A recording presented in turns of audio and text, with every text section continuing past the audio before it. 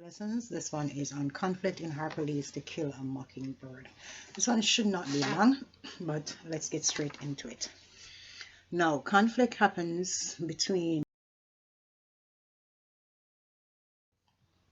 individuals. We see Scout, Jem, and Atticus having conflict. We see Scout and Walter Cunningham.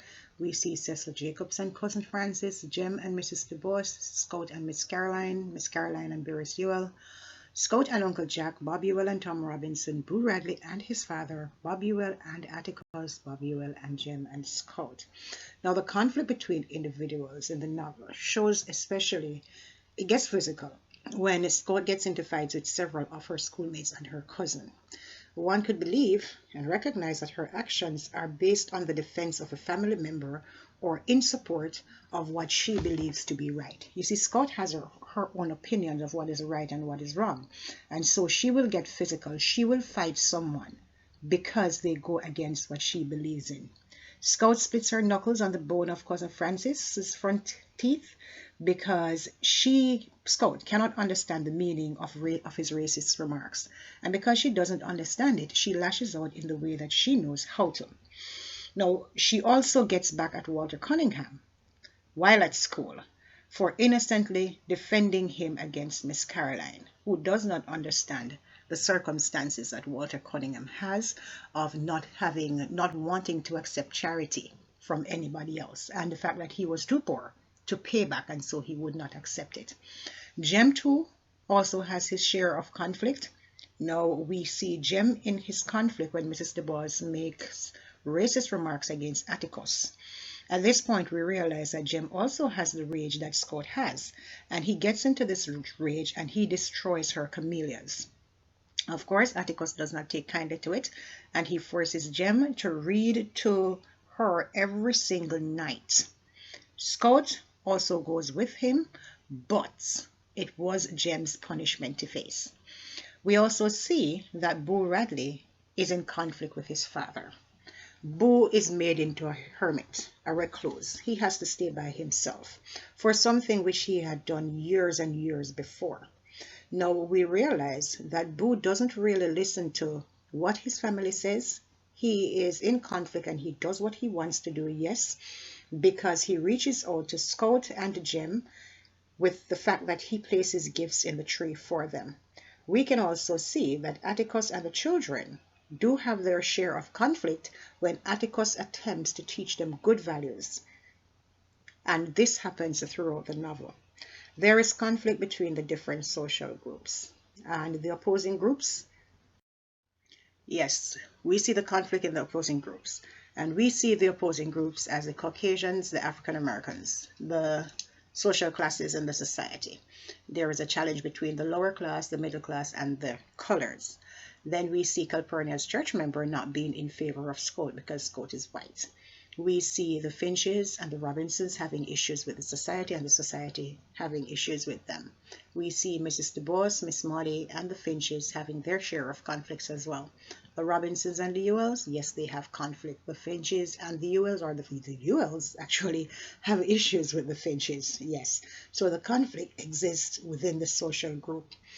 Tom Robinson's trial represents both racial and social conflict. Tom Robinson has been accused of raping a white woman, and we all realize, having read the novel, we realize that Tom Robinson is convicted not because he is guilty of the crime, but because he is an African American, and so his conviction comes long before the trial starts.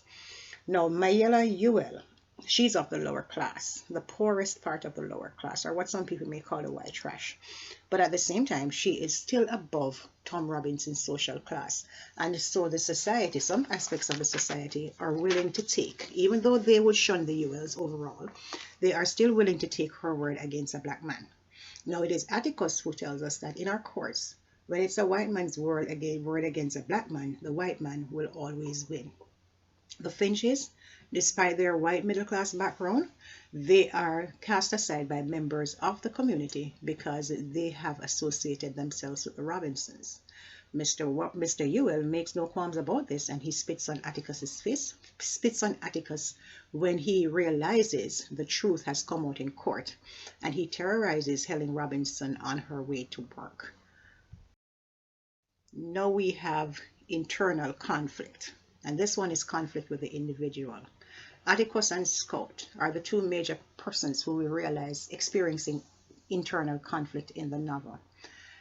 Atticus knows that he is a man of value and principle, and so he has no fear about defending the African man in a prejudiced town. But at the same time, when he takes on the case, he realizes that Scout and Jem, his kids, could be in danger.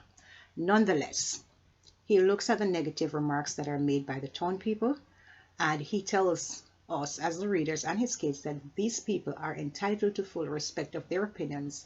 But before I live with other folks, I have to live with myself. And so he knows that whatever he is doing it because of who he is, and it doesn't matter what everybody else thinks.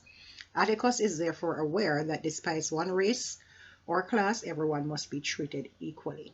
We find that Scout has a very strong challenge with her internal conflict because at 6 years old, she is caught between being an adult and a child at the same time. The experiences that she has in the novel forces her to grow up quickly.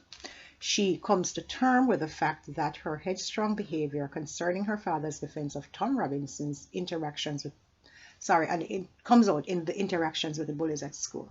She learns to accept others for who they are, and this it comes in the form of Bradley.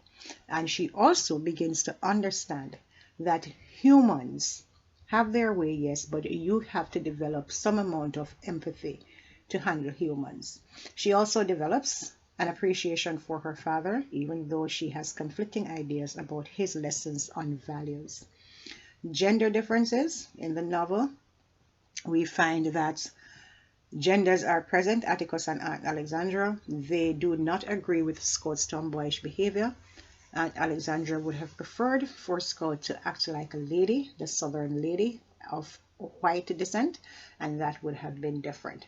And so she insists that Scout wears a dress to school, practices good manners, and attend social gatherings.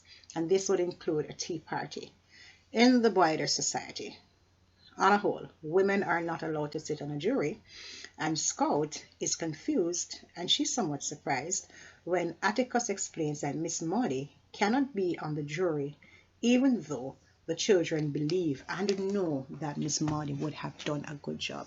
Thank you so much for watching this one, and if you watched to the end, if you haven't subscribed to the channel, please don't forget to hit your red buttons. Leave your bell notification on if you're returning. I do appreciate all of you coming here to watch this video, and I do hope you will return to the channel for more.